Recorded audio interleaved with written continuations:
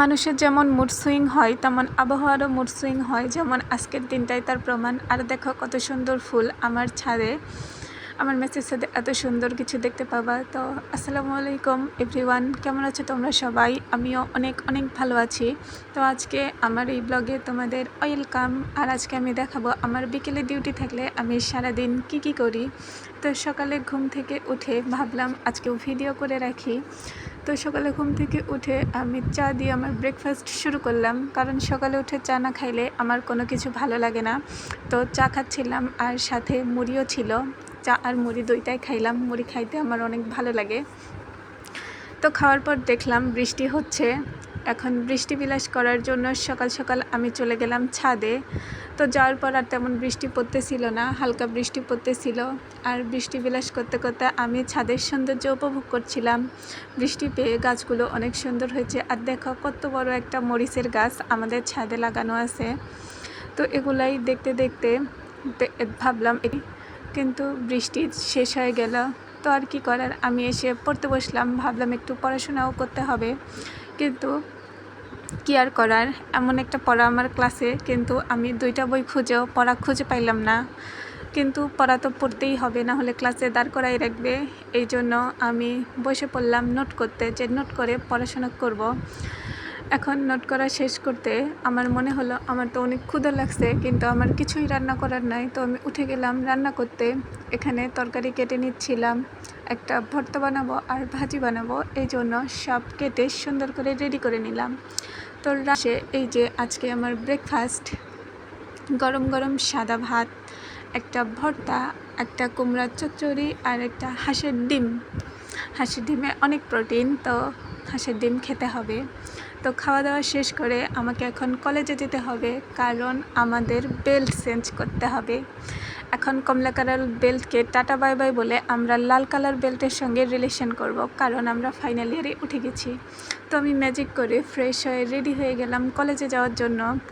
এখন কলেজে গিয়ে টেইলরকে মাপ দিতে হবে বেল্টের, তাহলে আমরা লাল কালার বেল্ট পেয়ে যাব অ্যান্ড আমার সেরিমনি অনুষ্ঠান হবে। তো কলেজ থেকে এসে ভাবলাম একটু আম্মা খাই। তো দেখো আমার কি কাজ, আম কেটে কেটে আমি আমার হাতটাই কেটে ফেলছি। তো কোনো ব্যাপার না, আমার সাথে এরকমই হয়ে থাকে। তো হাত কেটে কি আর করার, হাত জ্বলতেছিল অনেক। তারপর আমার রুমমেট এসে বাকি আমটা কাটায় সুন্দর করে মাখায় দিল। আর আজকের আম মাখাটা সো ইয়াম্মি হয়েছিল। এখন দেখলেই আবার মুখে পানি এসে যাবে খাওয়ার জন্য। আসলেই অনেক অনেক অনেক মজা হয়েছিল। এবছরের একদম বেস্ট আম মাখা ছিল এইটা। তো এখন রেডি হইলাম, দুপুর 2টা বাজে আমাকে যেতে হবে ডিউটিতে। আমি রেডি হইলাম, ভাবলাম আজকে আবহাওয়াটা মেঘলা আর গরম থাকবে না, তো ডিউটিতে ভালোই লাগবে। কিন্তু কি আর করার, ওই যে আবহাওয়ারও মুড সুইং হয় আমাদের মতোই। তো আমি রেডি হয়ে একটু ঢং করলাম, করে এই যে যাচ্ছিলাম বাহিরে রোদে। এমন ঠাডা পড়া রোদ ডিউটিতে যাওয়ার সময়, অথচ সকালেই নাকি বৃষ্টি হচ্ছিল। আমি আবার সেখানে বৃষ্টি বিলাস করতেছিলাম। তো এই রোদের মধ্যে ডিউটিতেই আসলাম। আর এমন একটা ওয়ার্ডের ডিউটি, কোনো কাজ নাই, বিকেলে শুধু বসে থাকা আর বসে থাকা, একটুও সময় কাটে না, শুধু দু একটা। তো ভাবলাম যেহেতু বসে আছি একটু ভিডিও করি সময় কাটানোর জন্য। আর আমার পিছনের দেওয়ালে সবাই স্মৃতি রেখে গেছিলো নিজেদের নাম লিখে লিখে। তো একটা পেশেন্টের অ্যাটেন্ডেন্স এই যে বাতিওয়ালা জুতা পরে আসছে, খুব হাসি পাচ্ছিল, এটা দেখে অনেক মজা পাচ্ছিলাম। বাচ্চাটা কিছু বোঝে না, যাই হোক।